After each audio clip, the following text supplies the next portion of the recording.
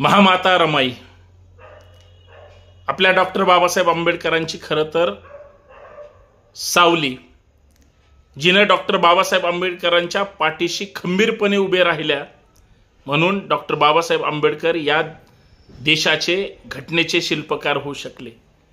त्या रमाई इतक्या मोठ्या विचारांच्या होत्या, खूप त्याग संघर्ष प्रचंड हालापेष्टा सहन केल्या, पण त्या थांबल्या नाहीत।